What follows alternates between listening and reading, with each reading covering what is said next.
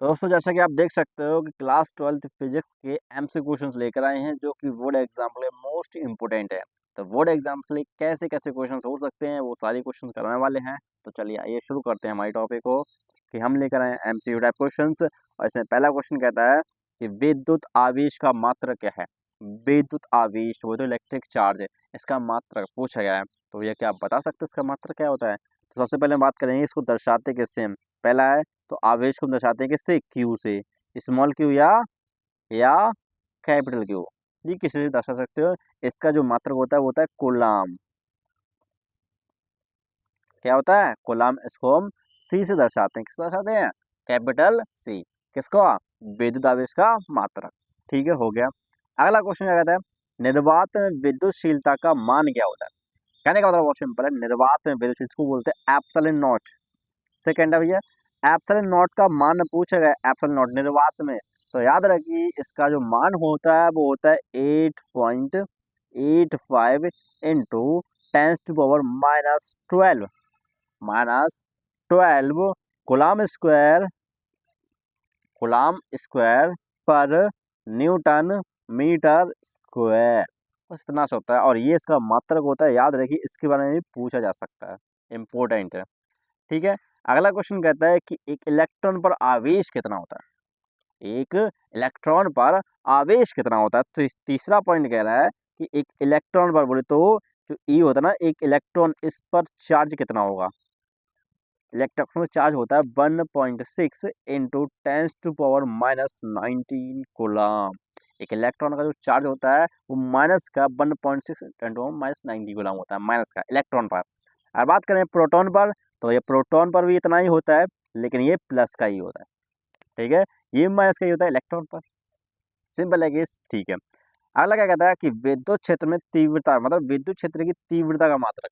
अरे भैया तीव्रता नहीं, तीव्रता इंटेंसिटी किसकी, इलेक्ट्रिसिटी। अरे भैया इलेक्ट्रिक फील्ड नॉट इलेक्ट्रिसिटी। तो इलेक्ट्रिक फील्ड का मात्रक यार हमें तो पता ही नहीं है, चलो आओ बताते हैं। देखो भाई साहब, बात कुछ ऐसी है, इलेक्ट्रिक फील्ड को हम ई से दर्शाते हैं। इसका फॉर्मूला होता है F/Q0। ठीक है, किसका, विद्युत क्षेत्र की तीव्रता जो पूछी गई, विद्युत क्षेत्र की तीव्रता का मात्रक है। ठीक है, तो ये इसको F/Q0 से दर्शाते हैं, लिखते हैं, फॉर्मूला यही होता है। तो इससे मात्रक यहाँ से निकालो तो फोर्स का मात्रक होता है न्यूटन और इसका होता है कूलाम। तो न्यूटन पर कूलाम पहला मात्रक हो गया। एक और निकलता है क्या, volt upon metre. Volt upon metre ये भी आपका मात्रक किसका होता है, विद्युत क्षेत्र का ही होता है। ठीक है, बात करते हैं अगला, एक समान विद्युत क्षेत्र में, एक समान विद्युत क्षेत्र में रखे द्विध्रुव पर लगने वाला बल आघूर्ण क्या होता है। मतलब कहने का बहुत सिंपल है, कह रहा है कि विद्युत क्षेत्र है एक समान, इसमें आपका द्विध्रुव रखा हुआ है, तो इस पर बल आघूर्ण कितना लगता है। बोले तो क्या, टॉर्क पूछा गया है। टॉर्क पूछा गया है तो निकाल लो टॉर्क। तो टॉर्क जो होता है ना, टॉर्क वो होता है P vector cross E vector. बस ये होता है, सिंपल और शानदार। ठीक है, होना चाहिए, समझ आ गया बिल्कुल। अब बात करेंगे हम किसकी। अरे भैया अगला क्वेश्चन क्या है, सिक्स क्वेश्चन है। एक गॉस के नियम के अनुसार कुल फ्लक्स क्या होता है। जो गॉस का नियम होता है ना, गॉस का नियम सब जानते हैं यार, किसी बंद प्रश्न से निकलने वाले जो कुल फ्लक्स होता है ना, बंद प्रश्न से निकलने वाले कुल फ्लक्स होता है, उसमें उपस्थित आवेश का 1/ε होता है। बोले तो इसके इससे बाहर निकलने वाला जो कुल फ्लक्स होता है ना फाई ई, वो बराबर होता है इस बंद पृष्ठ में उपस्थित आवेश के 1/ε गुना के। बस ये होता है, सिंपल सा। ठीक है, अगला निकालो। सेवंथ क्वेश्चन क्या कहता है, चलो देखते हैं सेवंथ क्वेश्चन क्या कह रहा है। सेवंथ क्वेश्चन कह रहा है कि संधारित्र की धारिता क्या होती है। संधारित्र की धारिता, अरे भैया कैपेसिटर की कैपेसिटेंस पूछी गई है, तो बता सकते हो। हाँ बिल्कुल, क्यों नहीं बता सकते हैं, ये कैपेसिटर जानते हैं, ये होता है कुछ इस तरह से। ठीक है, एक पर हम चार्ज देते हैं, दूसरे पर इंडक्शन द्वारा ऑटोमेटिक आ जाता है, इसको कनेक्ट कर देते हैं। अब इसकी क्या पूछी गई है, इसका पूछी गई धारिता। देखो भैया अगर इसमें कोई भी पदार्थ भरा हुआ है, ऐसे कुछ भी है, तो भैया इसको मिलती है कि C = K∈N/A/D। ये मिलता है। डी क्या होती है, इन दोनों प्लेटों के बीच की दूरी होती है। बस यही होती है सिंपल सी कैपेसिटर संधारित्र की धारिता। किसकी, संधारित्र बोले तो कैपेसिटर की। ओके ठीक है, अगला है 8th question. 1D graph generator का उपयोग किसके लिए किया जाता है। 1D ग्राफ जनरेटर क्या पूछा है, 1D ग्राफ जनरेटर का यूज पूछा गया है, तो बता सकते हो। अगर पता है तो बताओ कमेंट सेक्शन में। तो कौन सा क्वेश्चन है, क्वेश्चन नंबर 8 है हमारा। तो वान डिग्राफ भैया ये उच्च विभवांतर को उत्पन्न करने के लिए किया जाता है, उच्च विभवांतर को उत्पन्न के लिए, उच्च विभवांतर उत्पन्न करने का मतलब उच्च वोल्टेज जनरेट करने के लिए, एक तरह कहने का मतलब हाई वोल्टेज जनरेट करने के लिए। ठीक है, किसका? वन डिग्राफ का, वन डिग्राफ जनरेटर का। अगला है नाइन्थ क्वेश्चन, चलो आ जाओ देखते हैं क्या कहता है नाइन्थ क्वेश्चन। तो चलो देखते हैं नाइन्थ क्वेश्चन क्या कहता है। नाइन्थ क्वेश्चन कह रहा है कि विद्युत विभव, विद्युत विभव कैसी राशि है? मतलब विद्युत विभव कैसी राशि है, तो बता सकते हो कैसी राशि है? अरे सबकी को पता है कि विद्युत विभव कैसी राशि है। तो विद्युत विभव जो होता है ना, इलेक्ट्रिक पोटेंशियल, इलेक्ट्रोस्टैटिक पोटेंशियल, वो एक अदिश राशि है। कैसी है? अदिश राशि। पूछा जाए तो बता सकते हो विद्युत विभव कैसी राशि है? एक अदिश राशि है। ठीक है, इसको भी देख लेंगे। यदि संधारित्र की प्लेटों के बीच परावैद्युत माध्यम भर दिया है, मतलब आपके पास ये संधारित्र होता है, इसमें अगर कुछ भी भर दिया, जैसे पानी भर दिया जाए, कुछ भी भर दिया जाता है, तो धारिता पर क्या प्रभाव पड़ता है? अरे भैया एक बात बताओ, दो लोगों के बीच अगर कोई तीसरा आ जाता है, घुस जाता है आके, तो क्या उनके बीच जो अट्रैक्शन होता है, जो लव करने का तरीका होता है, क्या वो बढ़ जाता है या घटता है? भाई साहब तीसरा जब आता है ना, तो भाई साहब दरार ही आती है, चटका ही आता है, मतलब कम होता है। तो इसका मतलब यहाँ पर जो धारिता होती है ना, वो घटती है। टेंथ क्वेश्चन क्या है? घटेगी, धारिता क्या होगी? धारिता घटेगी। ठीक है, ओके। अगला है 11th क्वेश्चन, ओम का नियम किन परिस्थितियों में लागू होता है? कहने का मतलब बहुत सिंपल है कि ओम का नियम कब लगता है, किन कंडीशंस में लगता है। तो इसकी सबसे बड़ी कंडीशन है स्थिर ताप, स्थिर ताप। सबसे ये पहले कंडीशन ये है कि यहाँ पर ताप होना चाहिए, ताप को स्थिर कर दो, लंबाई को फिक्स कर दो, अनुप्रस्थ काट का क्षेत्रफल फिक्स कर दो, तब वहां पर आप ओम का नियम लगा सकते हो। ठीक है, क्लियर? बिल्कुल। अगला क्वेश्चन क्या कहता है? अगला क्वेश्चन कह रहा है कि विद्युत प्रतिरोध का मात्रक क्या होता है? विद्युत प्रतिरोध बोले तो आर, रॉ है ना, रॉ तो विशिष्ट प्रतिरोध होता है। तो भैया 12th क्वेश्चन है कि आपका जो रेजिस्टेंस होता है, इसका मात्रक क्या होता है? तो उसका मात्रक याद रखिए ओम होता है। क्या होता है? ओम। ठीक है, ओम होता है, ओम। क्लियर? बिल्कुल। अगला क्वेश्चन कह रहा है कि विशिष्ट प्रतिरोध का मात्रक क्या होता है? 13 क्वेश्चन, विशिष्ट प्रतिरोध जिसको हम रॉ से लिखते हैं और उसका फॉर्मूला होता है आर अपॉन एल, यही होता है ना, यही तो लिखते हो। ठीक है, तो यहाँ से इसका जो मात्रा निकलता है वो मिलता है आपको rho is equal to ohm metre, बस इतना सा मिलता है, ओम मीटर मिलता है, ओम मीटर। ठीक है, क्लियर? बिल्कुल। अगला क्वेश्चन कह रहा है कि किरचॉफ का प्रथम नियम, जिसको क्या बोलते हैं? केसीएल, किरचॉफ करंट लॉ या संधि लॉ भी बोलते हैं। ठीक है, क्या बोलते हैं? कितना है भैया? 14 क्वेश्चन है। क्या कह रहा है? किरचॉफ का प्रथम नियम किस पर आधारित होता है? तो याद रखिए जो किरचॉफ का प्रथम नियम होता है वो आवेश संरक्षण पर आधारित होता है। किस पर होता है? आवेश संरक्षण पर, आवेश कंजर्वेशन ऑफ चार्ज, आवेश संरक्षण पर आधारित होता है पहला नियम। किसका? जिसको बोलते हैं केसीएल, किरचॉफ्स करंट लॉ। ठीक है, बिल्कुल। अब देखते हैं 15वां क्या कहता है। बीड स्टोन सेतु की संतुलन स्थिति में गैल्वेनोमीटर की कितनी धारा गुजरती है? मतलब कहने का मतलब ये होता है कि आपके पास रेजिस्टेंस होते हैं, कुछ इस तरह से कनेक्ट होते हैं, है ना, और ये कुछ इस तरह से होते हैं, यहाँ भी रेजिस्टेंस होता है। ठीक है, यहाँ भी रेजिस्टेंस और ये कनेक्ट होता है, और बीच से आपका गैल्वेनोमीटर निकलता है और इसको कनेक्ट कर देते हैं, है ना, यही होता है गैल्वेनोमीटर। बिल्कुल, मतलब यही तो होता है बीड स्टोन ब्रिज। ठीक है, और यहाँ पर तो बताओ जब ये संतुलन की अवस्था में होता है, जब ये संतुलन की अवस्था में होता है, तो इस गैल्वेनोमीटर से कितनी धारा गुजरती है? तो इस गैल्वेनोमीटर से जो धारा गुजरती है वो कितनी होती है? जीरो। यहाँ पर जो आई जी होता है ना, आई जी वो जीरो होता है। इस गैल्वेनोमीटर से जब करंट जीरो हो जाता है तो समझ लीजिए आपका जो आपका ब्रिज है वो कैसा आ गया? बैलेंस हो गया। ठीक है, तो ये 15 क्वेश्चन हो गए, और कराएं? चलो आ जाओ देखते हैं। आहा, चलो देखते हैं। आहा सॉरी बॉस। अब क्या कराते हैं? अगले क्वेश्चन में और भी कराते हैं, क्या टेंशन ले रहे हैं। 16 क्वेश्चन, 16वां क्वेश्चन क्या कहता है सुनो। 16वां क्वेश्चन कह रहा है विद्युत शक्ति का सूत्र क्या होता है? मतलब आपके जो विद्युत शक्ति है ना, पावर, इलेक्ट्रिक पावर, इसका फॉर्मूला पूछा गया है, तो बता सकते हो? कोशिश कर सकते हैं। तो भैया पावर का जो फॉर्मूला होता है P equal to V I V होता है। ठीक है। और ओम्स लॉ से जब इससे V की वैल्यू पुट करोगे, V की value V is equal to IR, ये होता है ना, जब इस V की वैल्यू यहाँ पुट करते हो, पटकते हो यहाँ से उठा के, तो यहाँ से आपको P इज इक्वल टू एक और मिलता है क्या, P is equal to I square R भी मिलता है, और एक और जब यहाँ पे आप I की वैल्यू पुट करते हो, I की वैल्यू, तो यहाँ पे मिलता है V स्क्वायर अपॉन R। ये विद्युत शक्ति के फॉर्मूले हैं, कुछ शानदार तरीके से लिख सकते हो। फिर इसके बाद है किरचॉफ का द्वितीय नियम किस पर आधारित होता है, इसको आप KVL भी बोलते हो, किरचॉफ्स वोल्टेज लॉ।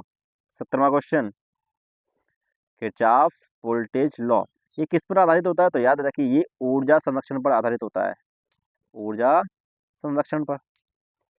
ठीक है, ये कौन सा 17 क्वेश्चन।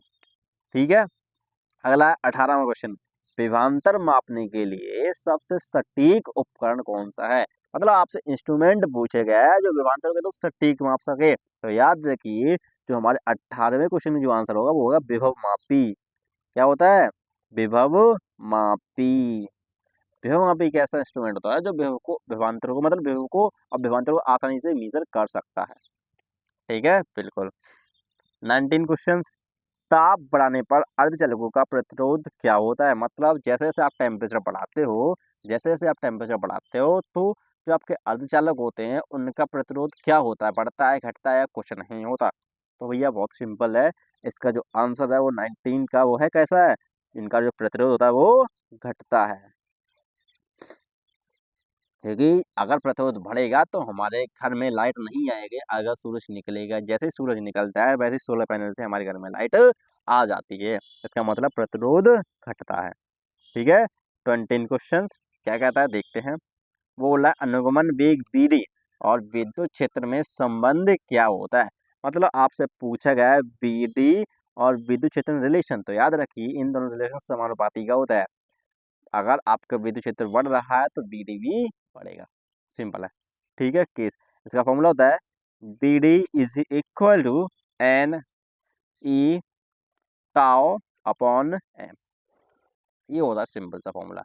ठीक है, क्लियर, बिल्कुल। क्वेश्चन नंबर 21 क्या कहता है, बायो सेवर्ट नियम का गणितीय रूप क्या होता है, तो बता सकते हो बायो सेवर्ट अंगल का गणितीय रूप, बिल्कुल बता सकते हैं यार, क्यों नहीं बता सकते हैं। 21 ये होता है DB is equal to mu naught upon 4 pi IDL sine theta upon R square, बस इतना सा ही तो होता है, बिल्कुल इतना ही होता है। अब ये कॉलम कहाँ से आ गया अंकल, ठीक है।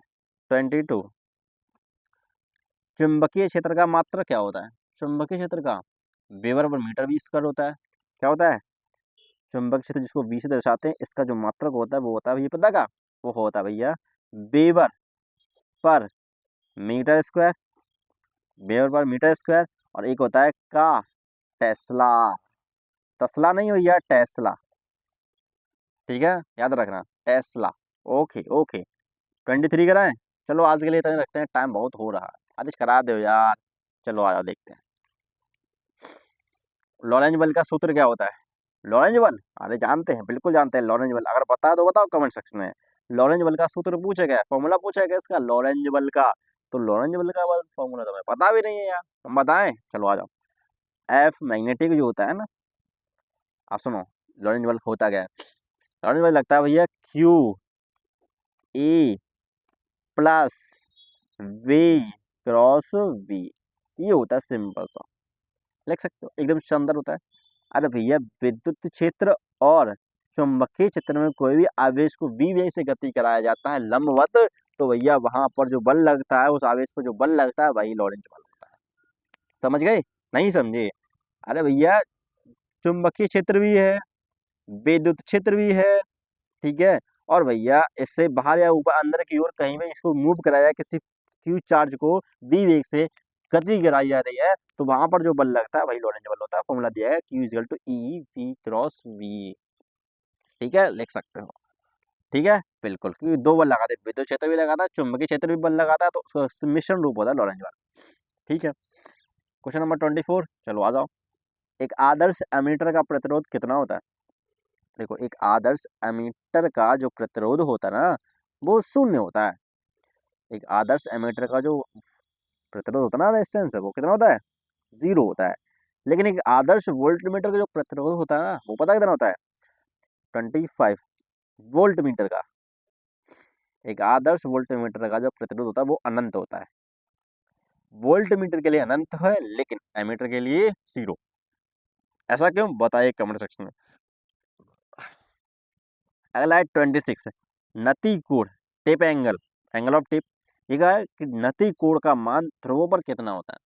अरे भाई, ध्रुवों पर नति कोण का मान कितना होता है, तो बता सकते हो? कोशिश कर सकते हैं।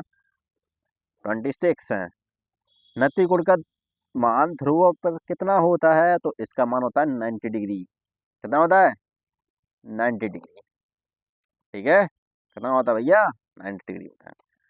इसके बाद है प्रतिचुंबकीय पदार्थों की चुंबकीय प्रवृत्ति इकाई कैसी होती है। मतलब बहुत सिंपल है कि ऐसे पदार्थ जो चुंबक से दूर भागते हैं, चुंबक से दूर भागते हैं, दूर, ठीक है, तो उनकी चुंबकीय प्रवृत्ति कैसे होती है, तो याद रखिए वो उनकी चुंबकीय प्रवृत्ति निगेटिव होती है। कैसी होती है? निगेटिव।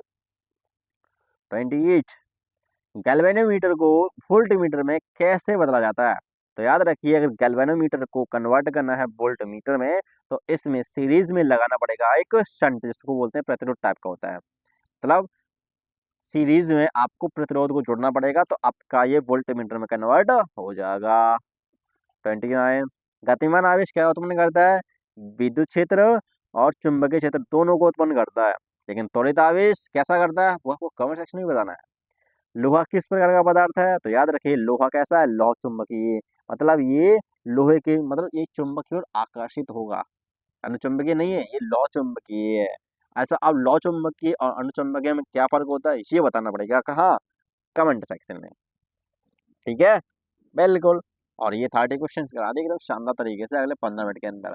तो कैसे लगे क्वेश्चन, बताइए कमेंट में। चले चलते हैं, राम राम, जय हिंद।